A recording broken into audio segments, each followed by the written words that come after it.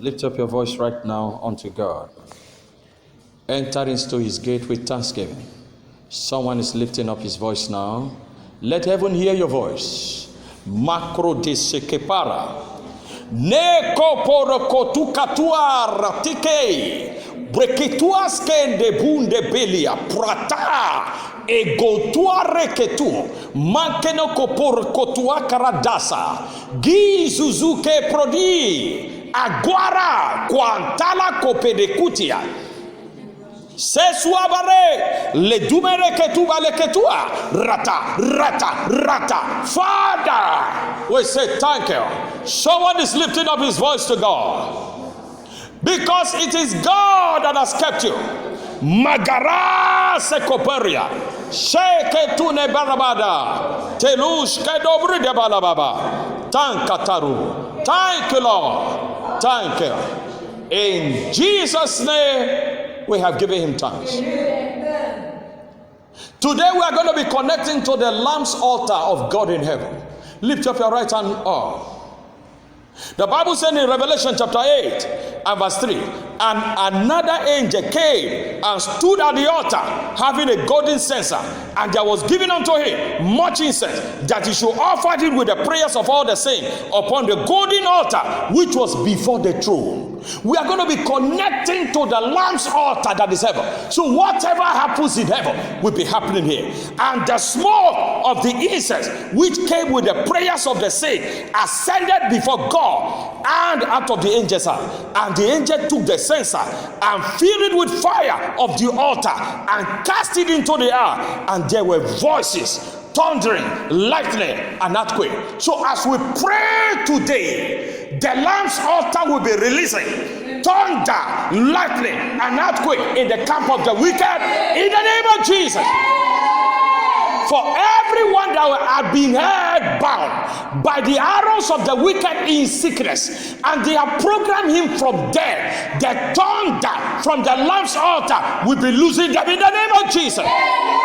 For everyone that has been programmed for sickness, the lightning and earthquake will take place in the covens, and you'll be loose in the name of Jesus. Thank you, Father. In Jesus' name we pray. Please be seated. Hallelujah. The theme of this assembly is perfecting holiness in the fear of the Lord. Perfecting holiness in the fear of the Lord. The theme of this assembly is perfecting holiness in the fear of the Lord. And our teaching series we began this month has been Rise Up and Walk. And today is the part 3. Rise up and walk. Rise up and walk. And our bearing had been Luke chapter 5 and verse 17 to 26. In verse 17, and it came to pass on a certain day, as he was teaching, that there were Pharisees and doctors of the law sitting by, which were come out of every town of Galilee and Judea and Jerusalem, and the power of the Lord was present to heal them. And behold, men brought in a bed, a man which was taken with palsy, and they sought means to bring him in and to lay him before him. And when they could not find by what way they might bring him in because of the multitude, they went upon the housetop and let him down through the tiling and his coach into the midst before the house, before Jesus. And when Jesus saw their faith, he said unto him, Man, thy sins are forgiven thee. When he saw him, the first thing he said, Man, thy sins are forgiven thee. Thy sins are forgiven thee. And in verse 22, when Jesus perceived their thoughts, he answered and said unto them, What reason ye in your heart? Whether it's easier to say, Thy sin be forgiven thee, or to say, Rise up and walk. But that you may know that the Son of Man had power upon earth to forgive sin, is said unto the sick of the palsy, I say unto thee, arise, take up thy bed, take up thy coach, go into the house. And immediately, verse 25, he rose up before them, took up that wherein he lay, and departed to his own house, glorifying God. And they were all amazed. They glorified God and were filled with fear, saying, we have seen strange things today. We have seen strange things today. It was strange to see the forgiveness of sin healed a paralytic man instantly. Many were amazed and some glorified God for such marvelous work of God in the life of men. Some were glorifying. Woo! So forgiveness of sin gave him perfect healing. Wow! They began to say, forgiveness of sin has power to heal. They glorify God. They glorify God. They glorify God. They glorify God. They glorify God. Sin always has spiritual consequences, and sometimes mental and physical consequences. Sin always have spiritual and physical consequences, and many a times it is mental consequences, and physical consequences. Trying to heal these consequences of sin without repentance and forgiveness of sin is a waste of time. Trying to heal the consequences of sin, which is the consequences of sin, is sickness. Trying to heal that sickness without repentance and forgiveness of sin is a waste of time. This is the reason behind periodic sickness. We have people who treat typhoid for 20 years. They keep treating typhoid. Every month they must treat typhoid. They have formed pharmaceutical stores in their stomach. When you x-ray some stomach, the drugs that have entered their stomach, it can fit 3-story building. Because they are 70 years of age now. But for the past 50-something years, they've been treating typhoid every 2 weeks. So trying to heal the consequences of sin without forgiveness and repentance is a waste of time. It has resulted to periodic sickness, treating it periodically. So the sickness has a period. It will come, it will go, it will come, it will go. Some people have arthritis, and the arthritis come up when rain begins to fall. Every rainy season, they begin to experience arthritis every time. And when the rainy season is coming, they know this is my period. They even sing a song in their house. Don't you know it's my period? My daughter, put the water on the heater for me. Plug the heater for me. It's arthritis every rainy season. They are trying to heal the consequences of sin without repentance and forgiveness. It will lead to periodic sickness. Proverbs chapter 5 and verse 21 to 22.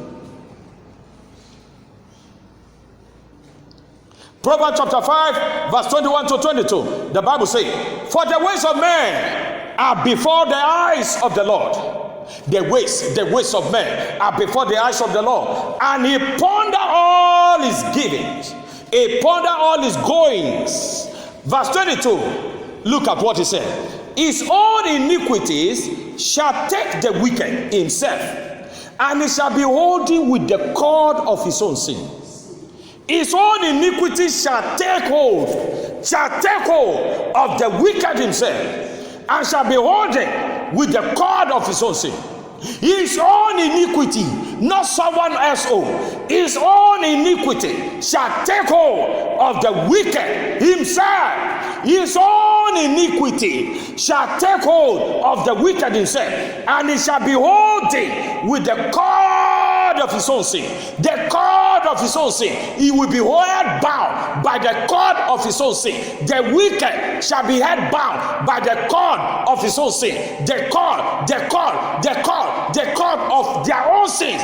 They will be held bound by the cord of their own sin. And when that cord held them bound, it results to sickness of any kind. When he's fully binded by the cord of his own sin, it results to mental and physical sickness in the life of that man. When the cord of your iniquities have held you bound, it results to physical and mental sickness in the life of that man. Lamentation chapter 1 and verse 14, I'm going to read the Amplified Version. It said, the yoke of my transgression is bound by his hand. They were torn together. They were set upon my neck. He has made my strength fail and me to stumble. And the Lord has delivered me into the hand of those I am unable to resist or withstand. The Lord has delivered. When the cord of your iniquity has bound your neck, he said the Lord will deliver you to those who cannot resist. Hear me clearly. That's why you try to resist the sickness. It can't go. The Lord has delivered that soul to them that they cannot resist. The scripture makes it clear in James chapter 4 verse 7. It says, submit yourself therefore unto God, resist the devil, and he will flee from you. But when the yoke of transgression is bound upon a man, it bonds upon a man's neck, he has no authority to resist the devil to flee from him.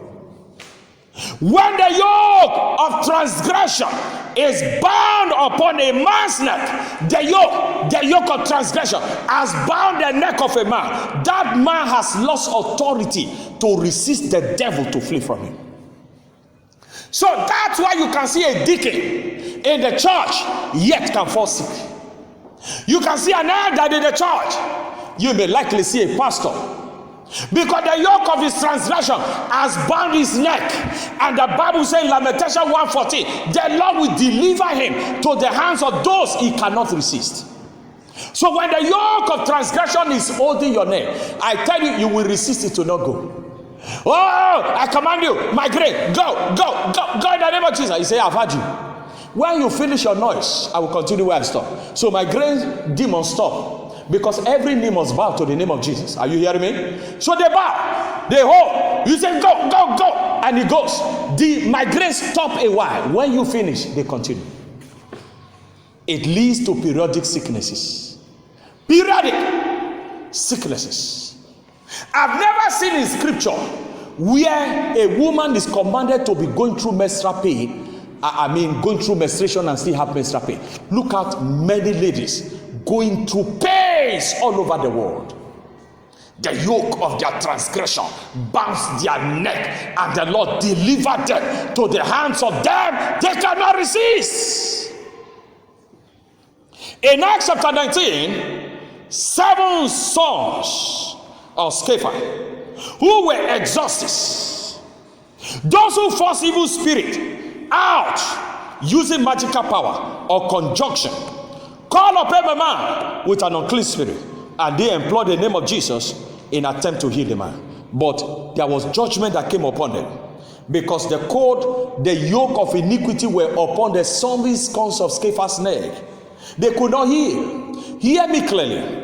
When sickness comes as a judgment for sin, repentance and forgiveness is required as the treatment for that healing, as a treatment and healing for it, as a treatment, it is a requirement as a treatment and healing to it. When sickness come upon you as a judgment for sin, because the cord of transgression has bound your neck, and you are delivered to the people you cannot resist, the devil and his agent, what you need at that moment is repentance and forgiveness of sin. Acts chapter 19. Look at these 7 sons of Sceva. The Bible said they were exorcists. They were exorcists. Exorcists are those who use magical power. Those who are in the shrine houses trying to do healing. Those who use the power of devil trying to do healing, they are exorcists. They use magical conjuring, and call out an evil spirit from a man. So this 7th son of Sceva saw a madman, and then they called the madman, and then they used the name of Jesus in order to heal. But there was trouble in the camp. Trouble came because the 7th son of Sceva cannot use that name. This is the path believers are going through. Acts chapter 19 and verse 13. Then certain of the vagabond Jews, exorcists, is it in your Bible? Exorcists mean those who use magical power, try to do healing. Then certain of the vagabond Jews, exorcists, took upon them to call over them which had evil spirit. They called them of the name of the Lord Jesus, saying, we adjure you by Jesus whom Paul preached. And there were 7 sons of one Sceva, a Jew, and a chief of the priests, which did so. And the evil spirit answered and said, Jesus I know, and Paul I know, but who are you? And the man in whom the evil spirit was leaped on them, overcame them, prevailed against them, so that they fled out of that house naked and wounded. They fled. They used the name of Jesus, but they fled. You see, when the cord of iniquity are fully bound in man, the Bible says in Lamentation 1:14, you will be delivered to those whom you cannot resist. The 7th son of Sceva, they had iniquities on them because they were exorcists, they were magicians, they were sorcerers, but they employed the name of Jesus. And the name answered in respect. He said, I honor that name. Even Paul you call, I honor him. But who are you? Because we can see iniquity in you. Many Christians have fasted and prayed for that disease to go. It has refused because there is a cord of iniquity. It will only take repentance. That diabetes has power to go, but you must repent. You must ask for forgiveness of sin, and the diabetes will go. There is no sickness that Jesus cannot heal. Have you not read in God's word? He said, is there anything too hard for the Lord to do? Is there anything? Is there anything? If a man be dead for 4 days, Lazarus, and Jesus rose him up, all his intestines busted, worms were entering, he was already having maggot coming into his ear, going out of his nose, he was stinking. His family said, by this time he's stinking, and yet he was stinking. And Jesus said, just thanksgiving, Lazarus come forth, and a brand new body was given to him. What else can the Lord not do? But you carry that sickness every year in, year out. Year in, year out. Year in, year out. Year in, year out. You have become a prayer project in the hands of pastors and sorcerers in your village, because you do not know that it will only cost repentance and forgiveness of sin to heal that sickness. Jesus said to the paralytic man, the sins are forgiven you. Period. Nothing more. Nothing more. The sins are forgiven you. The sins are forgiven him. And the Bible says, immediately, Luke chapter 5 and verse 25, and immediately he rose up before them and took up that wherein he lay and departed to his own house, glorifying God. And they were all amazed, and they glorified God and were filled with fear. They were filled with fear to see the consequences of sin. Say, we have seen strange things today. In 2 Kings chapter 20, Hezekiah was sick unto death, and Hezekiah presented his righteous deed unto God and demanded for his healing. Every genuine believer, when sick, can present unto God the righteousness of Christ before God, and they shall be delivered from that sickness. Every genuine believer, anytime you are sick, present the righteousness of God, the righteousness of Jesus Christ unto God. By his blood, by his blood. Present it to God, and you'll be delivered. Look at what Hezekiah did. 2 Kings chapter 20 and verse 1 to 6. In those days was Hezekiah sick unto death, and the prophet Isaiah the son of Amos came to him and said unto him, Thus saith the Lord, set the house in order, for thou shalt die and not live. Not said the devil. Are you hearing me? He didn't say said the devil. He said, said the Lord. Said your creator. Your God has said, your time is off. And in verse 2, and Hezekiah argued not, but he turned his face to wall and prayed unto the Lord, saying, I beseech thee, O Lord, remember now how I have walked before thee in truth and with a perfect heart, and have done that which is good in thy sight. And Hezekiah wept sore. And it came to pass, afore Isaiah was gone out into the middle court, that the word of the Lord came to him, saying, and now we are in verse 6. The word of the Lord came and said, go back and speak to Hezekiah. And we add unto those days 15 years, and I will deliver thee and this city out of the hand of the king of Assyria. And I will defend this city for my own sake and for my servant David's sake.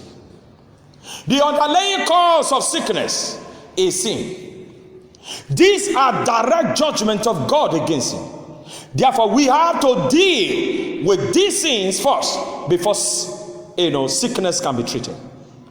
The underlying cause of sickness is sin, and you have to deal with it first. You have to deal with it first. You have to deal with it first. You have to deal with it first. You have to deal with the underlying cause of sickness, which is sin. You have to deal with that thing first before sickness can be treated. Hezekiah said unto God, I am addressing, he said unto God in an address to the root of the sickness. He addressed the root of death. He knows what it means. Thou shalt die. That was the word that came. And Hezekiah went straight to the root of it. He addressed the root of sickness. He was sick and he was expecting God to heal him. But the verdict that came, he said, Hezekiah, thou shalt die. You shall die in this sickness. It was not just a prophet that heard from God. And Hezekiah addressed the root of that sickness by saying, Hezekiah said unto God, remember now how I have walked before thee in truth. Remember how I have walked before thee in truth with a perfect heart, and have done that which is good in thy sight. And God saw truly Hezekiah was a righteous man, and he added 15 more years unto him. Every believer that ever has sickness can approach the throne of grace using the righteousness of Christ before God. Because your righteousness before God is like a filthy rag.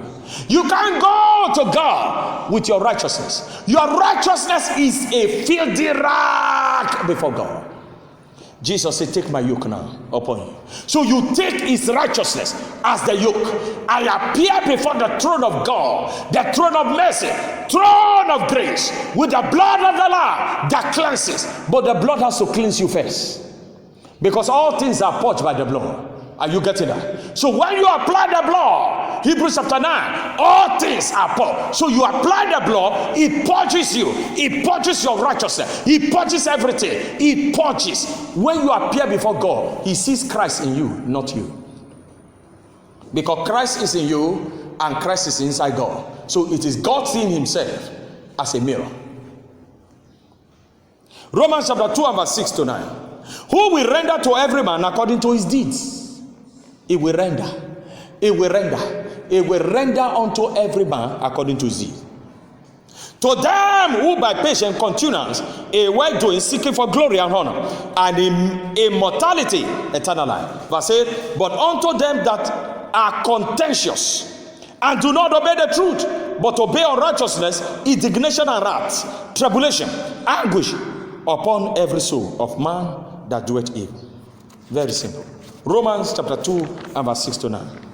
Those who choose to do evil, evil is their life. They choose to do evil in their life. The Bible says, God will render tribulation, anguish upon the evildoers in sickness and in disease. It will come upon them as a garment. Romans chapter 2 and verse 6 to 9. Verse 8 says, but unto them that are contentious and do not obey the truth, but obey unrighteousness, indignation, they obey unrighteousness, and as a result of that, it's an indignation and wrath, that's anger, tribulation, anguish shall fall upon every evil soul. So they have it in abundance as sickness, because they obey not the truth. They are not men of truth. They are men of sorrow. They are men of all kinds. See, you can be in a court and have all the protection from the devil. That does not stop the devil from afflicting you. Because the scripture cannot be broken. Unto them that obey not the truth, but obey unrighteousness, indignation and wrath, tribulation, anguish upon every man, it shall fall upon them as a garment. And then they become sick and die. They become sick and die. But as a child of God, you can approach the throne of grace using the blood of the Lamb that purges all things of your life. Quickly, how do I receive my healing? Very quickly. How do I receive my healing? Number one, engage the cry of mercy. Engage the cry of mercy. Engage the cry of mercy. Engage the cry of mercy. How do I receive my healing? Number one, engage the cry of mercy. 1 John chapter 1 and verse 9. If we confess our sin, he is faithful and just to forgive us our sins and to cleanse us from all unrighteousness. Everyone. The one you committed before you were born and the one you committed after you were born. Because the Bible says, in iniquity did my mother conceive me. So the conception of iniquity, God has power to forgive them. And now that you are adulthood and you know what you are doing, he said God has power to forgive. But it requires you to confess. If we confess our sins, he is faithful and just to forgive us our sins and to cleanse. He does not just forgive, he also cleanses us from all unrighteousness. He does not only forgive when we confess, just a single confession, it triggers two things from God. You are forgiven, you are cleansed from all unrighteousness. As you confess before him, he cleanses, he forgives. As he forgives you, he also cleanses. And it shall never be in the record of heaven, it shall never be in the record of hell, it shall never be on the record of the earth. But only, the Bible says, if we confess. If we confess. If we confess. There are many times people don't confess. And they are waiting for automatic cleansing. It doesn't work. It doesn't work. The scripture says, if we confess. Mercy means a cry of mercy. What is the meaning of mercy? A disposition. A disposition to be kind and forgiving. So when someone says, show me mercy, it means be kind and forgive me. That's the meaning of mercy. Mercy means to be kind to him and is calling for forgiveness. In Mark chapter 10, blind Bartimaeus sought for healing. But how did he sought for healing? He sought for the mercy of God.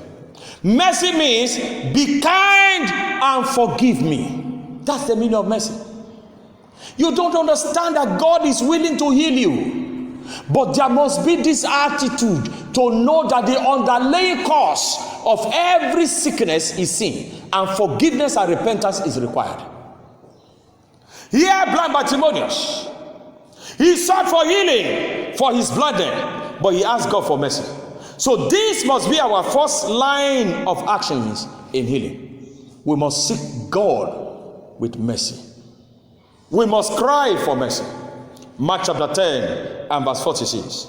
And they came to Jericho, and as he went out of Jericho with his disciples, and a great number of people, blind Bartimaeus, the son of Timaeus, sat at the highways and begging.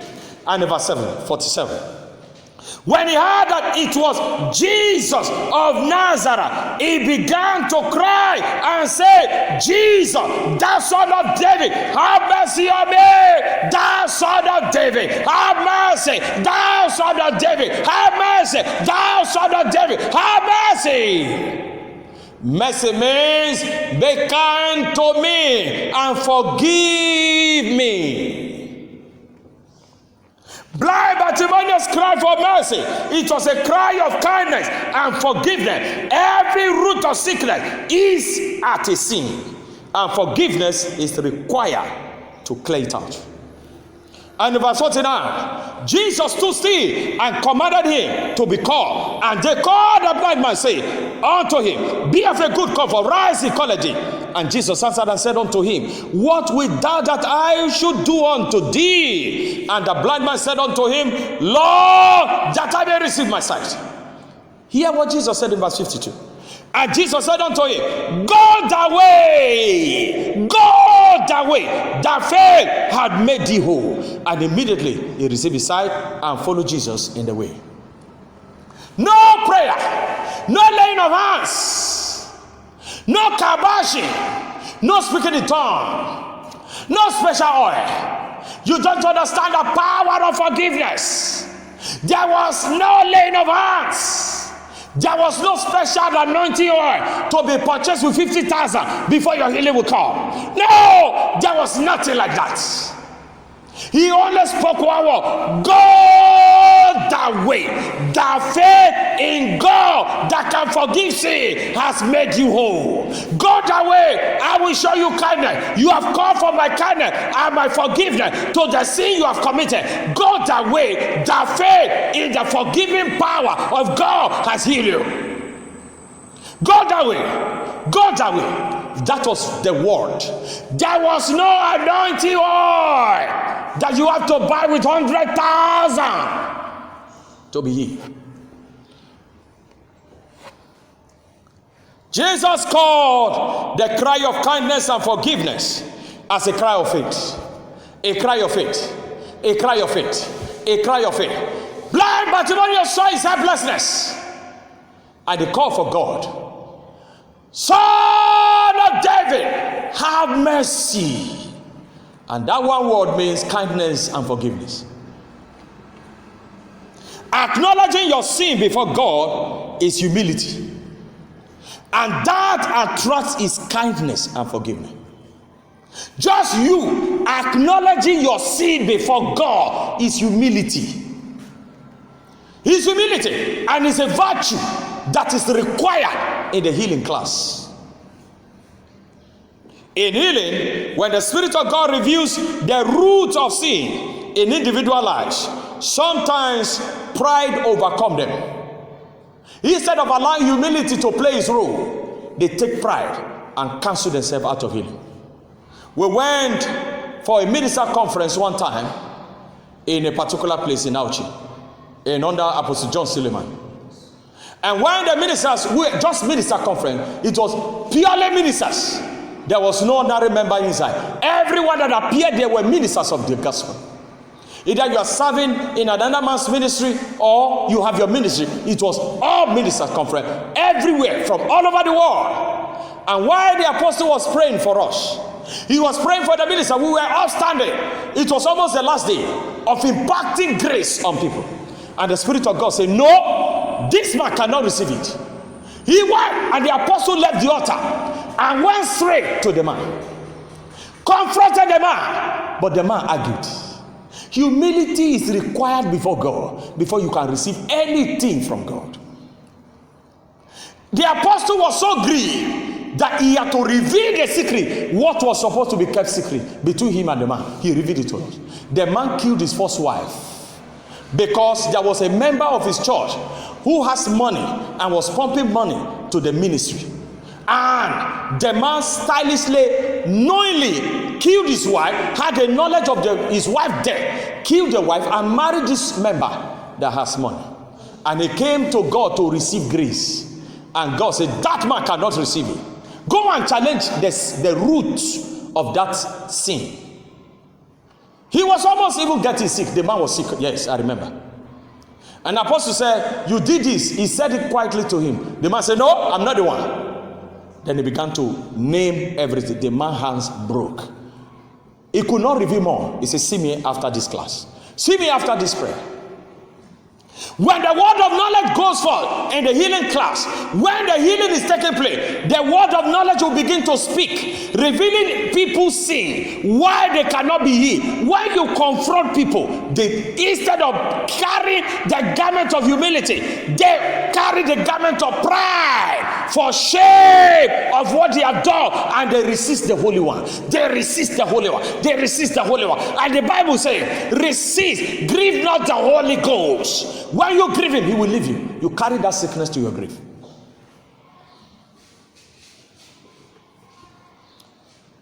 We cannot stand on iniquity and yet expect God to heal us as the cry of mercy. The cry of God's kindness and forgiveness is required for us. You can't stand on iniquity and expect healing. You can't stand. You slept with someone's husband and God rewarded you with gonorrhea. You have treated it. It has not gone. The Bible says confess that sin with one another. Is that not what the Bible says? Apologize and go and confess. Restitute. And you discover what the priest needs to do is to say, go that way. That faith has made you. You have given the pastors so much prayer point, binding and losing from morning to night, because you have refused to confess. And the pastor wants you to be healed at all costs because he loves you. Go that way. Look at every one of them who called the right cry. Blind Bartimaeus, no matter the years of his blindness, one word, go that way, and immediately his eyes was open. Hallelujah. There is nothing more than this. Pastor, I'm feeling diabetes. He said, what did you do? I don't know. I just woke up and diabetes came. And then you give the pastor fasting, 7 days fasting and prayer. It could be your witchcraft. You traveled in the night to go and afflict someone's child, and that man may be praying, and it's the arrow of God rewarded you for diabetes. Instead of you say, Pastor, I'm a witch, I was flying in the night, an arrow of diabetes meet me. You say no. You kept giving that pastor a headache. It won't happen in this assembly.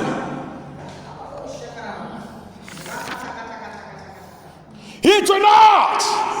We will stand on the truth of God's word. And I tell you, it is go that way. Go that way if you do it right.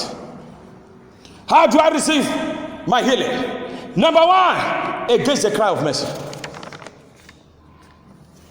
We had a story, the story of a woman who went to a pastor to pray. The woman was a witch, and she was the one afflicting her daughter with blindness. But she kept carrying the daughter so that everybody will see that this woman cares to remove the guilt that she's not the one. And then, unfortunately for them, they went to Dr. Olukoya, Mountain of Fire Ministry, and they met the founder. They said, Daddy, my daughter has been sick for many years. She's blind. The man by the Spirit of God knew the truth. Because if you have God, the 7 candles of God will be burning in you. You will know things that people don't know.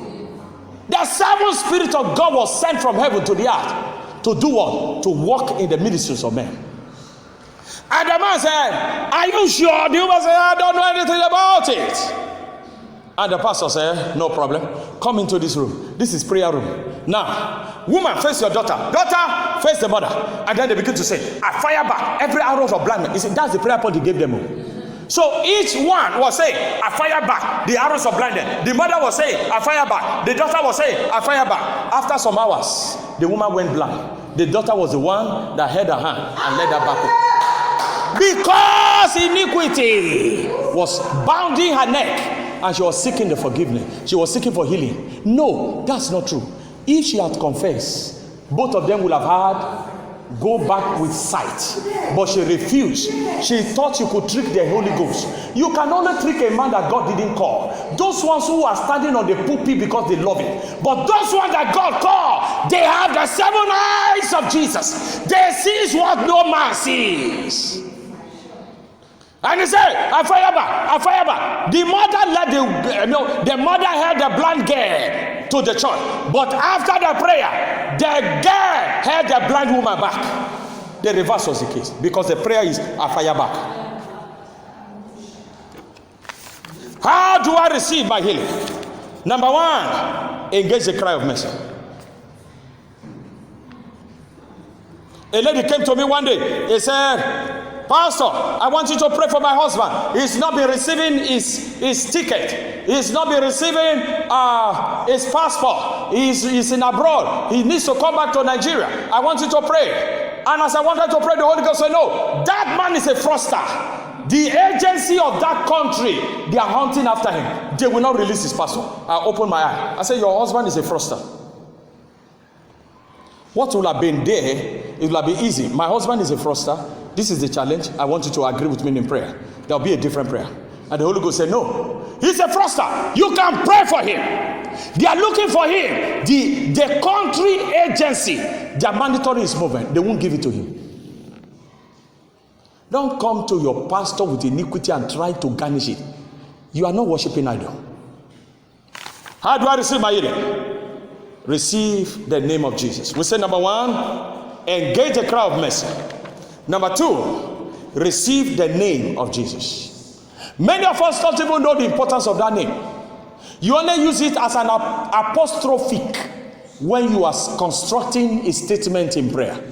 The name of Jesus is like an apostrophic to you. It's like comma to you. When you are writing a letter, then you put comma, a full stop. That's what it looks to you. You don't know what the name carries. There is an ointment that is released upon the sick when we call that name with a reverence from our heart, not a reverence from our lips. A reverence.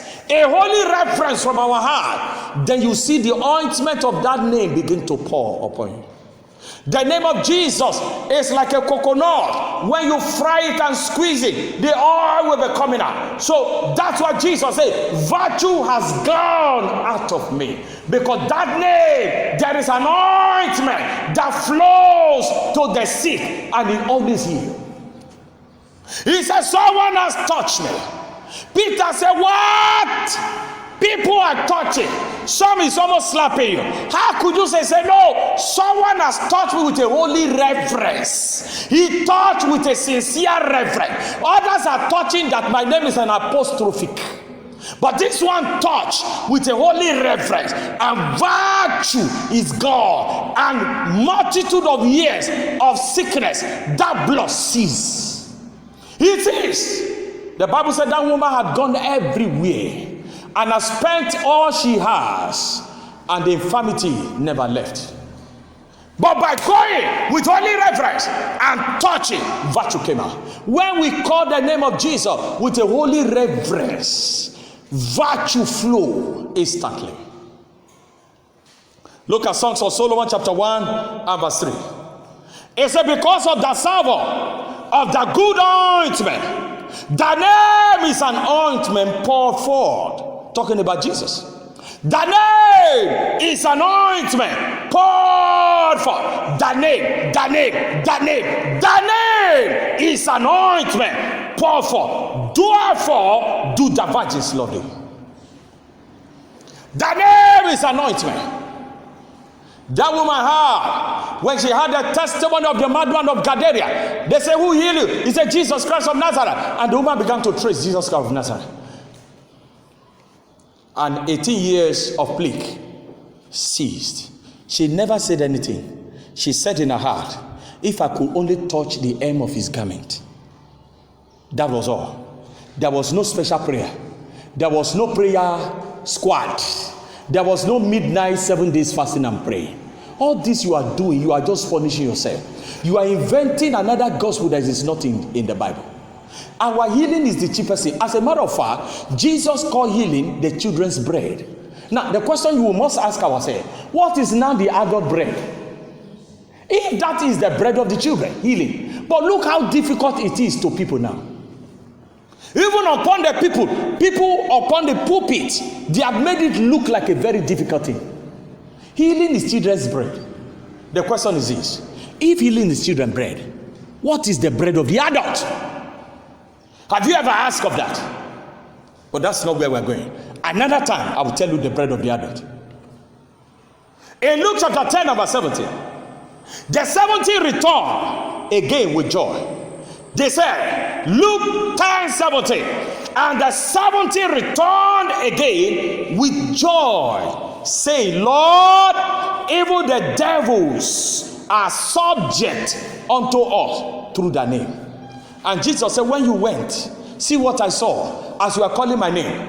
Is somebody in Luke chapter 10 and verse 17. In verse 18, Jesus said, and he said unto them, I beheld Satan as lightning fall from heaven. I beheld Satan was falling as lightning, as my name was being mentioning. As you were mentioning my name in the cases of sickness and diseases, Satan was falling. Satan began to fall. As they were calling in the name of Jesus, Satan fell out of the people like lightning. They were going with the speed of lightning. Only if you call the name with a holy reverence, not calling it as an apostrophic or semicolon of his statement. When we call the name of Jesus with a holy reverence and assurance of the ointment, Satan will always fall out of that sickness. And the Bible says, how did he fall? He fell like lightning. He fell like what? Lightning. He fell like lightning. Out. And lightning goes very fast. That means your healing should be faster as lightning. That's the meaning. When Jesus called Lazarus, there was nothing like bring hot water. Let's press the bonbon. One part is rotting, so we have to press it for 3 days. It was made perfect whole. Perfect. The name is an ointment poured forth. Virtues flow in that name. As Sons of Solomon said, he said, because of that, the daughters of virgins, they love you. The daughters of virgins, they love you. Who are the virgins? Those who have no iniquities in them. Certain people will never love the name of Jesus. Don't you know? That's what the Bible says. It said, because of that, the daughters, they love you. Shout hallelujah. Hallelujah. I said, shout hallelujah. Hallelujah. We are going to rise to pray. And the prayer we are going to pray, Lord, have mercy upon me. In case you don't even know, Blind Bartimaeus didn't tell us the rate of his sickness or what he did. I mean, the sin he committed, but he asked for mercy. Mercy. Lord, show me kindness and forgiveness. And inside your heart, you knew some. There are some you cannot remember. But picture that sickness and that sin in your heart. Give it unto God. Don't give it unto me. Give it unto God. Rise upon your feet right now. Rise upon your feet. Pray this prayer. Lord, have mercy upon me. On this sickness, have mercy. Have mercy. That I may receive my healing today. Have mercy, Lord. Lord, show me mercy. Mercy. Mercy. That periodic menstrual period must end today. Lord, show me mercy. That typhoid that is always coming and going, show me mercy, Lord. Father, mercy. I must not treat typhoid again. This is the last. I require your healing, that this typhoid will never be me. Someone is praying. That periodic sickness must go now. It must go. It must go. That diabetes must go. Must go. Must go. Show me mercy, Lord. Is someone crying the cry of mercy now? Lord, show me mercy. Thank you, mighty God. In the name of Jesus Christ. Amen. In the name of Jesus Christ. Amen. Well, it's hard to tell you this story, but I will just have to tell you.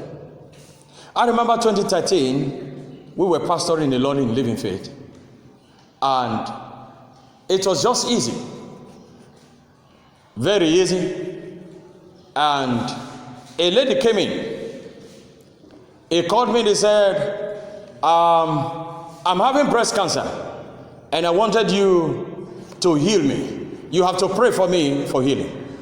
I didn't ask her where it's coming from and where it's coming from or whatever. What prayer? I met her on the phone. Somebody gave her my number. That her heart cancer had been healed in our church. We had cancers that were healed so much in that period. Prostate cancer was healed, cancer of the throat. So she had the testimony. Then she called. A man was working in World Bank that has prostate cancer. It was healed. So the wife also saw the healing and called for the healing. While we were praying, I was on 7 days fasting, dry fasting. We were praying, and Jesus himself came to my room that night at 3 a.m. And he said, I am God. I have no mother. Mary is one of the ladies that is in heaven. I quickly understood. I called the woman and I said, I hope you are not from a Catholic background. I hope you are not praying Holy Mary, Mother of God, on this thing. Change your prayer point. Instead of receiving it with humility, and the woman received it with pride. I was insulted. I was called all kinds of names. And one of the things Jesus said is if she does not obey, she will die. Listen to me. That woman flew to Netherlands for healing, but died in Netherlands. Died because the Holy Ghost will be revealing what needs to be done for your healing. Healing is children's bread. There is no believer that is supposed to stand, remain sick. You can be sick, but if you call the name, you are to be healed. Why are people not getting healed? Because they receive not it with humility, and the Holy Ghost reveal where the problem was. Lift up your right hand up as I pray for you. Heavenly Father, every periodic sickness in your life, every periodic sickness in your destiny, it is cast in the name of Jesus. Amen. Lift up your right hand and say, put your hand on your head. Lift it up. That is not time for incantation here.